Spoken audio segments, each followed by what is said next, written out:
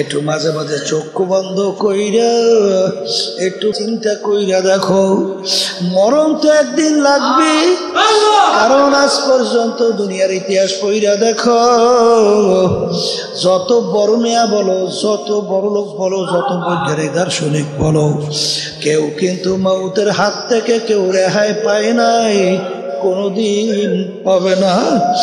বাজান ভালো কইরা বোঝো, আমার মালিক কেমন জানি, তার নাফরমান বান্দা বান্দির আচরণ দেখে আমার মালিক ডাক দিয়া বলে, হারে কবি মালিকের ভাষায় ডাক দিয়া দিয়া বলে, এই আব্দুল করিম হে রহিমা খাতুন, আরে আমার মালিক কেমন জানি বলে, যখন তোমার কেউ ছিল না তখন ছিলাম আমি, এখন তোমার সব হয়েছে পর হয়েছে। এ বান্দা বান্দি মনে রাখিস, আবার যখন তোমার কেউ রবে না তখন রব আমি, আমার কাছে আসতে হবে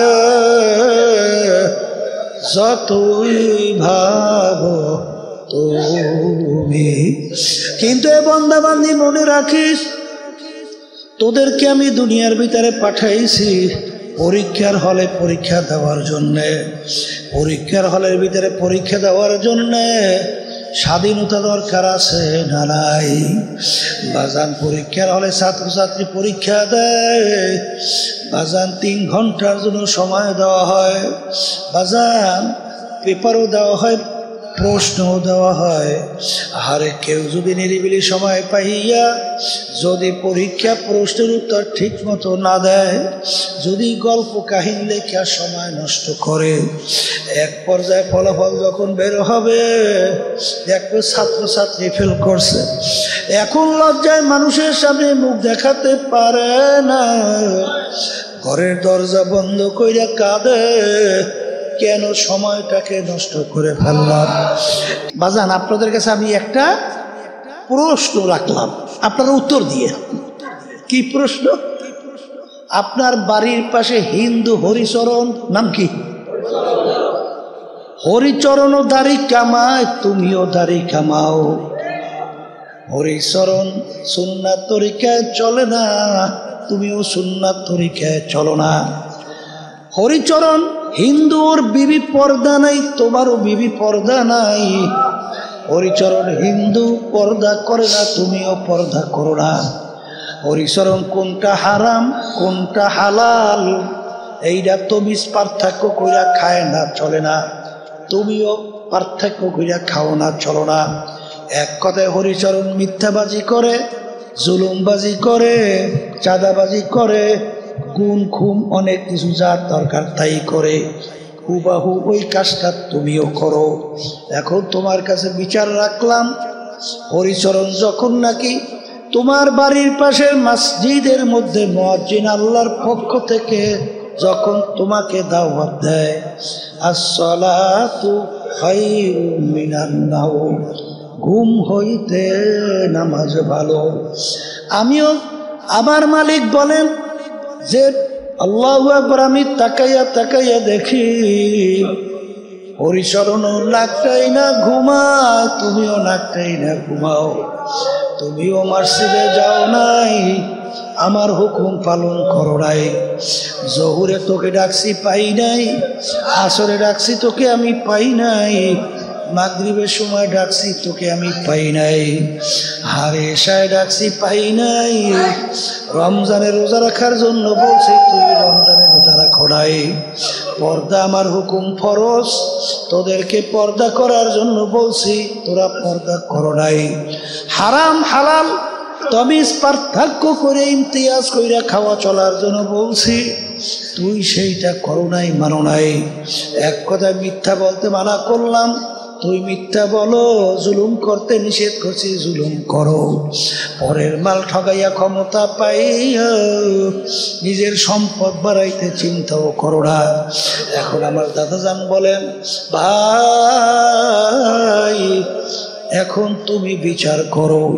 কিয়ামতের ময়দানে আমার মালিক যদি তোমাকে বেহেশতে নেওয়া লাগে, তোমার বাড়ির পাশের হরিচরণ কি দোষ করলো, ওকে কেন বেহেশতে নেওয়া যাবে না? এই জন্য আমার বাজানদেরকে বলবো, পর্দার মা বোনদেরকে বলবো, বাজান দুনিয়া সম্পর্কে একটু মাঝে মাঝে একটু মুরাকাবা করো, আখিরাত সম্পর্কে একটু মুরাকাবা করো, অর্থাৎ চিন্তা করো, তারপর দুনিয়া থেকে বিদায় নিয়ে কবরে রওনা করো। কারণ হে কবরের যাত্রীরা, দুনিয়ার যে কোনো কাজের মধ্যে একবার নয়, দুইবার নয়, 5 বার যদি ঠগো, আবার ওই কাজের ভিতরে চেষ্টা করলে জিতবার আশা করা যায়। ম্যাজিস্ট্রেট কোর্টে কেস করিয়া যদি ঠগো, জজ কোর্ট, হাইকোর্ট, সুপ্রিম কোর্ট, আন্তর্জাতিক কোর্ট, প্রেসিডেন্ট কোর্টের ভিতরে আপিল কইরা জিতবার আশা করা যায়। কিন্তু এ কবরের যাত্রীরা, তোমার আমার সামনে আখিরাতের 5টা মামলা দাঁড় হইয়া আছে। এই মামলায় যদি খোদা না খাস্তে একবার কেউ ঠইকে বস, আর দ্বিতীয়বার দুনিয়াতে আইসা আপিল কইরা জিতবার কিন্তু আর আশা নাই। বাজানদেরকে বলবো, মাঝে মাঝে একটু চক্ষু বন্ধ করো, তারপর বিদায় নিয়ে কবরের দিকে পা বাড়াও। বাজান, যেই সম্পদের পিছনে পড়ছো, যেই ক্ষমতার পিছনে পড়ছো, যেই সম্মানের পিছনে পড়ছো, যেই গাড়ির পিছনে পড়ছো, যেই বাড়ির পিছনে পড়ছো, যেই নারীর পিছনে পড়ছো, একটু মাঝে মাঝে চক্ষু বন্ধ কইরা একটু মাঝে মাঝে চিন্তা কইরা দেখো, মরণ তো একদিন লাগবে। কারণ আজ পর্যন্ত দুনিয়ার ইতিহাস পইরা দেখো, যত বড় নেয়া বলো, যত বড় লোক বলো, যত বৈজ্ঞানিক দার্শনিক বলো, কেউ কিন্তু মউতের হাত থেকে কেউ রেহাই পায় নাই, কোনদিন পাবে না। বাজান, ভালো কইরা বোঝো, আমার মালিক কেমন জানি, তার নাফরমান বান্দা বান্দির আচরণ দেখে আমার মালিক ডাক দিয়া বলে, হারে কবি মালিকের ভাষায় ডাক দিয়া দিয়া বলে, এই আব্দুল করিম হে রহিমা খাতুন, আরে আমার মালিক কেমন জানি বলে, যখন তোমার কেউ ছিল না তখন ছিলাম আমি, এখন তোমার সব হয়েছে, বড় হয়েছি।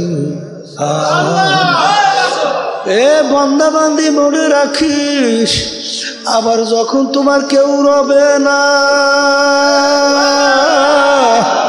তখন রব আমি। আমার কাছে আসতে হবে, যতই ভাবো তুমি। কিন্তু এ বান্দা বান্দি মনে রাখিস, তোদেরকে আমি দুনিয়ার ভিতরে পাঠাইছি পরীক্ষার হলে পরীক্ষা দেওয়ার জন্যে। পরীক্ষার হলের ভিতরে পরীক্ষা দেওয়ার জন্যে স্বাধীনতা দরকার আছে না নাই? বাজান, পরীক্ষার হলে ছাত্রছাত্রী পরীক্ষা দেয়, বাজান 3 ঘন্টার জন্য সময় দেওয়া হয়, বাজান পেপারও দেওয়া হয়, প্রশ্নও দেওয়া হয়। আরে কেউ যদি নিরিবিলি সময় পাইয়া যদি পরীক্ষা প্রশ্নের উত্তর ঠিক মতো না দেয়, যদি গল্প কাহিনী লেখা সময় নষ্ট করে, এক পর্যায়ে ফলাফল যখন বের হবে দেখবে ছাত্রছাত্রী ফেল করছে। এখন লজ্জায় মানুষের সামনে মুখ দেখাতে পারে না, ঘরের দরজা বন্ধ কইরা কাঁদে, কেন সময়টাকে নষ্ট করে ফেললাম।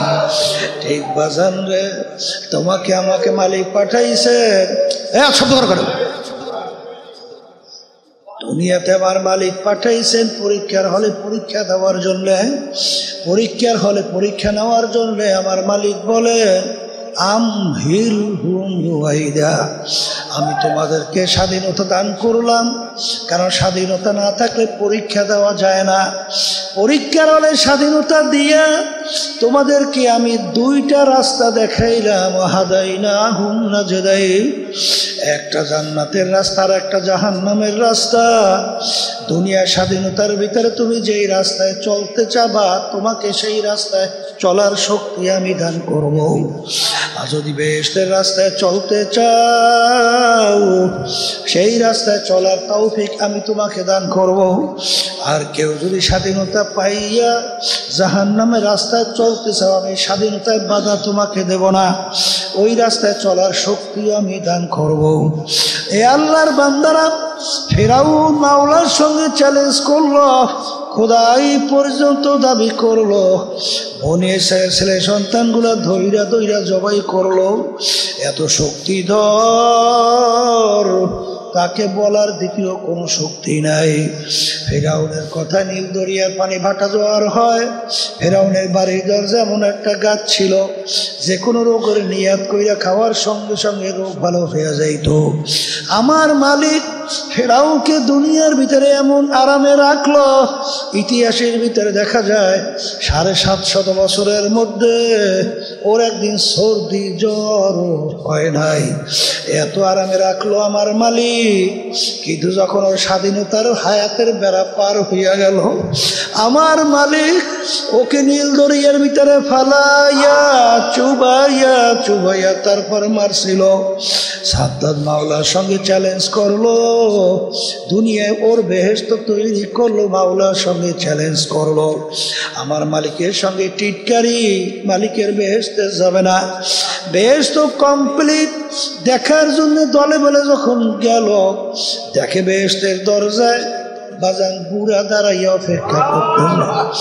আরে সাদ্দাতের মেজাজ টন, কে বুড়া আমার বেহেশতের দরজা দাঁড়াইয়া আছে।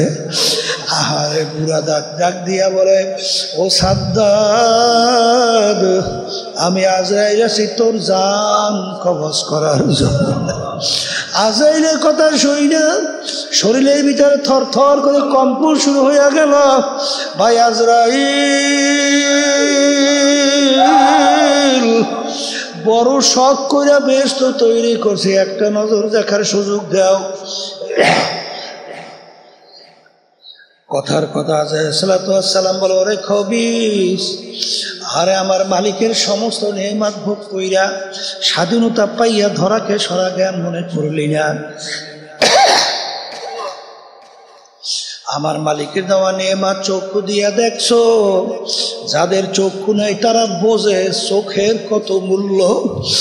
আরে আমার মালিকের জবান দিয়া কথা বলছো, আমার মালিকের দেওয়া জবান দিয়ে কথা বলছো, যাদের জবান নাই যারা বোবা তারা বোঝে যে কথা বলার কি মর্ম। রে আমার মালিক তোমাকে আমাকে নেয়ামত কান দান করলো, যারা শোনে না তারা বোঝে কান কত বড় নেয়ামত। বাজার অনেক বড় লোক আমাদের সামনে বাচ্চাদেরকে নিয়ে আসে, ফুট করে সুন্দর চেহারা, ওদিকে বাপের চক্ষু দিয়া বাইয়া বাইয়া টপ টপ করে পানি পড়ে। জিজ্ঞাসা করি ব্যাপার কি, কান দেওয়ার বলে হুজুর আমার মালিক ওকে প্রতিবন্ধী বানাইছে। আজকেও একটু আগে এক প্রতিবন্ধী একটা মেয়েকে নিয়ে আসছে, বা হুজুর 8 বছরের মতো বয়স, এইরকম ভাবে স্বাভাবিক বুঝে না। এ কপাল পোড়ালা, আজকে দুনিয়ার স্বাধীনতা পাইয়া ক্ষমতা পাইয়া দলের নেতা নেত্রী পাইয়া আজকে সম্পদ পাইয়া বাড়ি গাড়ি পাইয়া আরামায়েশ পাইয়া ধরাকে সরা জ্ঞান মনে করো না। কিন্তু একটু মাঝে মাঝে চিন্তা করে একটু চক্ষু বন্ধ করে মোরা খাবা করো। আমার মালিক ইচ্ছা করলে তোমাকে আমাকে প্রতিবন্ধী বানাইতে পারতো কি পারতো না? আমার মালিক তোমাকে আমাকে বেড়ে নেয়ামত দান করলো, এই নেয়ামত দান করছেন আমার মাওলা। এ দুনিয়াদার পাগল, আমার মালিক নেয়ামত দান করলে বাতাস টানলাম এবং ছাড়লাম। বাজান আমার মালিক যদি 5 মিনিটের জন্য বাতাস বন্ধ কইরা দেয়, বর্মেগিরি আর থাকবে না, প্রেসিডেন্টগিরি আর থাকবে না, সব লাশ হইয়া পইরা থাকবে। এই বাতাস নেয়ামত আমার মাওলা। এক কথায় মাঝে মাঝে একটু চিন্তা করো, মুরাকাবা করো, আইন তাউদ্দু নেমাতুল্লাহি লা তুহসুহা। আমার মালিকের নেয়ামত গণনা করে কোনদিন শেষ করতে পারবা না। এই জন্য আমার ভাইদেরকে বলবো, পর্দারে মা বোনদেরকে বলবো, আরে সাদ্দাত বলে ভাই আজরাইল একটা নজর দেখার সুযোগ দাও। আজরাইল সালাতু আসসালাম বলে, ওরে খবিস, আমার মালিক তোকে দুনিয়াতে পাঠাইছিল, স্বাধীনতা দান করছিল, তোকে দুইটা রাস্তায় আমার মালিক নবীদের মাধ্যমে তোদেরকে দেখাইছিল। দুনিয়ার আনন্দ মোহে, দুনিয়ার মহব্বতে আখেরাতকে বলছ, আমার মালিকের হুকুম হয়ে গেছে তোকে ধৈর্য নেওয়ার জন্য। এক সেকেন্ড আগেও হবে না, পরেও হবে না। ইদা জাআ আজালুহুম লা ইস্তাখিরুনা সাআতান ওয়ালা ইস্তাকদিমুন। ওরে খবিস, এক সেকেন্ড আগে পরে হবে না কইয়া যখন খপ কইরা রুহটাকে ধরলো, ধৈরা টান দিয়া বের কইরা নিয়ে গেল, সাদ্দাতের ধরটা জমিনের ভিতরে কইরা রইল। এ বড়লোক আমার বাবারা, হে বড়লোক আমার বাবারা, সম্মানিত আমার বাবারা, হে কবরের যাত্রীরা, মনকে বুঝাও বুঝাও। দুনিয়ার ভিতরে এমন কোনো জাতি নাই যে পরকাল বিশ্বাস করে না।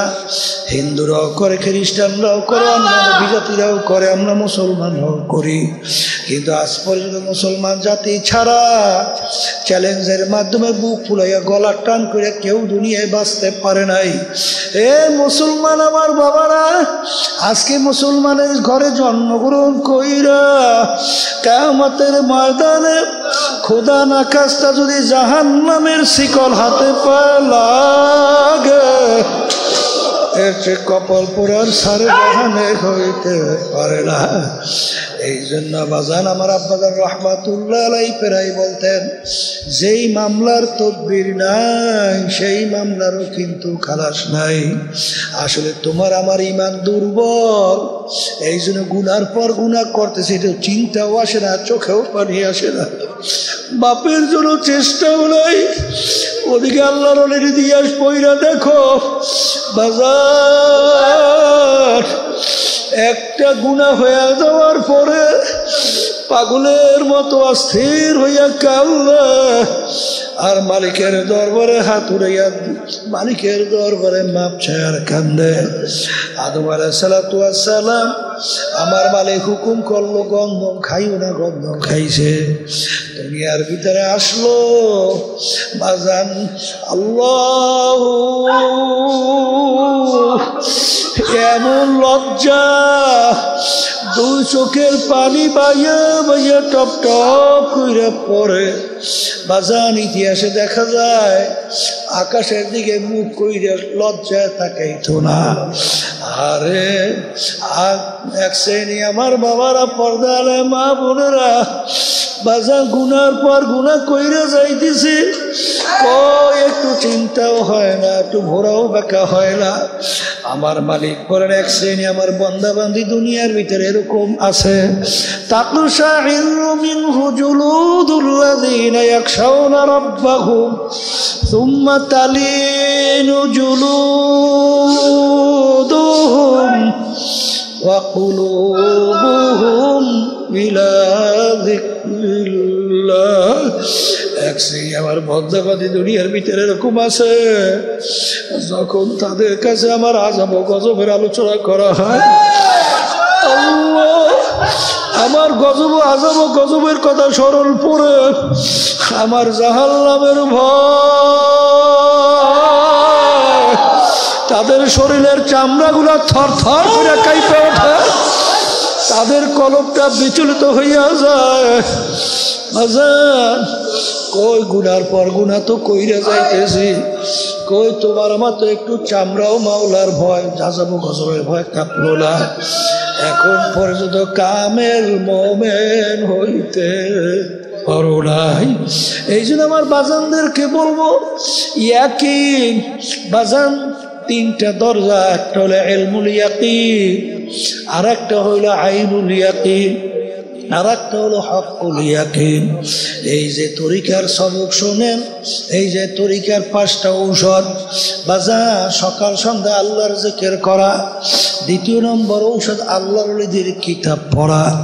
3 নম্বর ঔষধ বাজার সাপ্তাহিক তালিম হালকা জিকিরে উপস্থিত থাকা। মাসিক ইজতেমা কষ্ট করে সব গুজারাতে হাজির থাকা। 5 নম্বর চরবনায় যে বছর 2বার মাহফিল, ব্যাটারি চার্জ বাজার, সেখানে বিনা ওজরে কামাই না দেওয়া। বাজার এই যে তরিকার সবক আল্লাহর কুতুবেরা তোমার আমার জন্য রাইখা গেছে, এই সবক আদায় করার পরে আল্লাহর ফজল ও করমে ইয়াকিন বাড়তে বাড়তে আল্লাহর ফজল ও করমে হকুল ইয়াকিনে যাইয়া পয়সা যায়।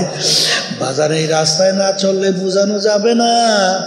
এই রাস্তায় চইলা দেখো, ঔষধ পালন কইরা দেখো, দিনের দিন আল্লাহর ফজল ও করমে তোমার দেল নেকের দিকে ঝুঁকবে, গুনার থেকে ফেরবে। বাজার আগে গুনাহ করতে তোমার কোনো দেল একটু বাধা দিত না, এখন গুনার কাজ সামনে আসলে শরীরে কম্পন শুরু হয়ে যায়। মুসা আলাইহিস সালামের জামানায় বড় লোকের বাড়ির পাশে গরিব বেচারার বাড়ি, ঘরে কোনো খাবার নাই, বাচ্চাগুলা পেটের ক্ষুধায় কান্না, ছটফট করে মা বাচ্চাদের কান্না সহ্য করতে পারে না। পাশের বড় লোকের বাড়ি যাইয়া বলে, ভাই আমার বাচ্চাগুলো পেটের ক্ষুধায় মারণা পড়লো, আমাকে তো খাবার দাও, বাচ্চাগুলোকে খাওয়াবো, বাচ্চাগুলো খাবে, তারা সুস্থ হবে। ওই বদমাইশ বলে, তুমি যদি আমার সঙ্গে খারাপ কাজে অপকর্মে লিপ্ত হইতে পারো তাইলে তোমাকে আমি খানা দেব। ওই আল্লাহর বান্দী আল্লাহর ভয়, আল্লাহর আযাব ও গজবের ভয় ওখান থেকে চলে আসছে। আইসা দেখে বাচ্চাগুলো এখন শ্বাস টানতেও পারে না, মরে মরে অবস্থা হয়ে গেছে। মায়ের সামনে বাচ্চা মারা যাবে, কোনো মা সহ্য করতে পারে না, পাগলের মতো দিক বিদিক হারাইয়া আবার আল্লাহর বাদী দৌড় দিয়া বলে, তোমার প্রস্তাবে রাজি, তাড়াতাড়ি খানা দাও, বাচ্চাগুলো বাঁচুক।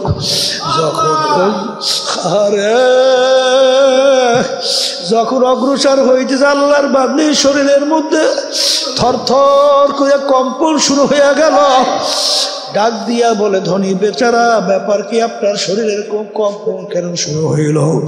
তখন আল্লাহর বান্দি বলে, আল্লাহর ভয়, আল্লাহর ভয়, আমি আযাব গজবের ভয়। তাকশাইরু মিনহু জুলুদুল্লাযীনা ইয়াখশাউনা রাব্বাহুম সুম্মা তালিনু জুলুদুহুম ওয়া কুলুবুহুম ইলা যিকরিল্লাহ। আমার মালিক বলে, এক শ্রেণী এরকম আমার বান্দা বান্দি আছে, যখন তাদের কাছে আমার আযাব গজবের আলোচনা করা হয়, যখন তাদের কাছে জাহান্নামের আযাবের গজবের আলোচনা হয়, তখন তাদের শরীরের চামড়াগুলা থরথর করে। এ কবরের যাত্রীরা, আমার আব্বাজান রহমাতুল্লাহ আলাইহি বলতেন, যেই মামলার তদবির নাই ওই মামলারও কিন্তু খালাস নাই। এই কবরের যাত্রীরা, হে মুসলমান আমার বাবারা, পর্দার আড়ালের মা বোনেরা, কোরআনুল কারীম কিন্তু সত্য। বাজার আল্লাহর হাবিবের অল্প বয়সে দাড়ি মোবারক পাইকা গেল, পিঠ মোবারক গুজা হয়ে গেল। সাহাবায়ে কেরাম বলেন, হে আল্লাহর রাসূল, এত অল্প বয়সে আপনি দাড়ি মোবারক কেন পাইকা গেল, আপনার পিঠ মোবারক কেন গুজা হয়ে গেল? আল্লাহর রাসূল বলে, ও আমার সাহাবারা, আমি রাসূল যা দেখি তোমরা তো দেখো না, আমি রাসূল যা জানি তোমরা তো জানো না। আরে আমার মালিক নাফরমান, বেনমাজি, হারামখোর, সুদখোর, ঘুষখোর, জুলুমবাজ মিথ্যাবাজ যারা আল্লাহর হুকুম আমার তরিকা অনুযায়ী চলে না, তাদের ব্যাপারে যে আযাব ও গজবের ঘোষণা দিয়েছে, ওই এক সেকেন্ডে আযাব সহ্য করার শক্তি কোনো মানুষের নাই। আমার উম্মত কিভাবে জাহান্নামের আগুনে জ্বলবে, এই চিন্তা আসলে আমি রসুলের দাড়ি পাইকা গেল, পিঠ গুজা হয়ে গেল। এই কবরের যাত্রীরা এরপরে যদি না বোঝো, মাঝে মাঝে কত ঘটনা আমার মাওলা বাংলাদেশেও দেখায়। বাজান কয়েক মাস আগে আমি কুড়িগ্রাম থেকে আসছি, চরমুনার মুজাহিদ বাজান জাকিরিন ঘুঘু মুন্সি কইয়া ডাকত, নাম ছিল বশিরউদ্দিন মুন্সি। বাজান দুনিয়া থেকে বিদায় নিয়ে কবরে যাওয়ার পরে 32 বছর পরে নদীর ভাঙ্গলে যখন তার কবর ভাঙে গেল, কাপড়ের কাপড় সহ আনাম তাজা লাশ বের হইয়া আসছে। বাজার এখন উঠেইনি আব্বাজান রহমাতুল্লাহ আলাইহি তার নামে মাদ্রাসা ফজলুল উলুমের সামনে নতুনভাবে দাফন করছে। আমি কয়েক মাস আগেও সেই কবর জিয়ারত করে আসছি। এ কবরের যাত্রীরা যত ঘটনা মাঝে মাঝে কবরে কাপড়ের কাপড় সহ দেখা যায়, নেককার পরহেজগার আল্লাহ ওয়ালা ছাড়া দেখা যায় না। আবার কত কবরে আগুন দেখা যায়, সাপ দেখা যায়, বিভিন্ন নাফরমানের চেহারা শুয়ারের চেহারা হইয়া পইরে আছে। যত দুর্ঘটনা কবরে মাঝে মাঝে দেখা যায়, বাজান বেনামাজি হারামখোর সুদখোর ঘুষখোর জুলুমবা ছাড়া কিন্তু দেখা যায় না। এই যে আমার বাজানদেরকে বলো, পর্দা আলে মা বোনদেরকে বলবো, মুসলমান বলতেই মন চায় গুনার থেকে ফেরবে, নেকের কাজ করবে, চোখে পানি নিয়ে কলম নরম করে কবরে যাবে, বেহেশতে যাবে। কিন্তু বাজার শয়তান এবং নাফস আম্মারা তোমার আমার পিছনে সব সময় শত্রু হিসেবে কাজ করতেছে। আল্লাহ রাব্বুল আলামিন বলেন, ইন্নাশ শাইতানা লাকুম আদুউন ফাত্তাখিযুহু আদুওয়া। শয়তান তোমাদের জাহির বাহির প্রকাশ্যে শত্রু। এই শত্রু সমল থেকে বাঁচার জন্যে, নফস আম্মারার ধোকার থেকে বাঁচার জন্যে বাজার আমার মালিকের হুকুম আকুনু মা'আস সাদিকিন। এই জন্য আমার বাজানদেরকে বলবো, পর্দা আলে মা বোনদেরকে বলবো, দুনিয়ার যে কোনো কাজের একটা সময় থাকে, তারিখ থাকে, কিন্তু তোমার আমার মৌতের কোনো সময়ও নাই, তারিখও নাই। আর একবার যদি দুনিয়ার থেকে বিদায় নিয়ে কবরে যাইয়া শুইয়া বসো, আর দ্বিতীয়বার দুনিয়াতে আর ফেরত আসা যায় না। এই জন্য আমার বাজানদেরকে বলবো, পর্দা আলে মা বোনদেরকে বলবো, আমি আপনাদের জন্য দোয়া করি, আমিও দোয়া চাই। মালিক যেন আমাদের সবাইকে গুনার থেকে ফিরে নেকের কাজ কইরা, মালিকের হুকুম অনুযায়ী চইলা, আল্লাহর হাবিবের তরিকা অনুযায়ী চইলা, চোখে পানি নিয়ে কলম নরম কইরা কবরে যাওয়ার তৌফিক দান করেন, আল্লাহুম্মা আমিন।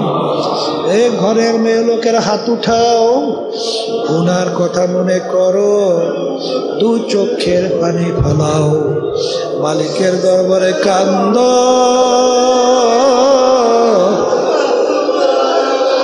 আর মালিকের দরবারে মাপ চাও।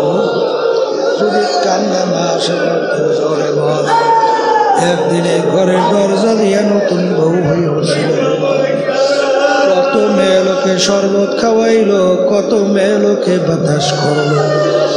আবার এমন একটা দিন আসবে, এই ঘরের দরজা দিয়া মরা লাশ হইয়া বের হবে, ছেলে কানবে মা মা, মেয়ে কানবে মা মা করে, জবাব তো আর দিলা। আল্লাহ আপনি একটু এই মসজিদের মাহফিলের মাঠের দিকে থেকে আপনার বন্ধুরা কিভাবে কান্না,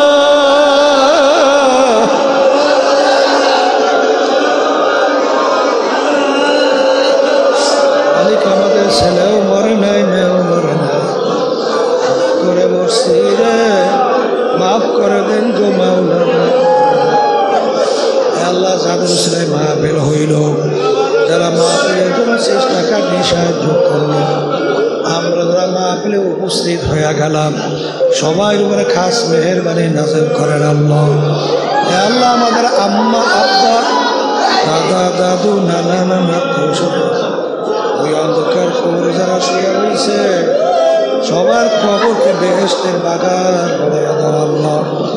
সুবহান রাব্বিকা রাব্বিল ইজ্জাতি আম্মা ইয়াসিফুন ওয়া সালামুন আলাল মুরসালিন ওয়ালহামদুলিল্লাহ।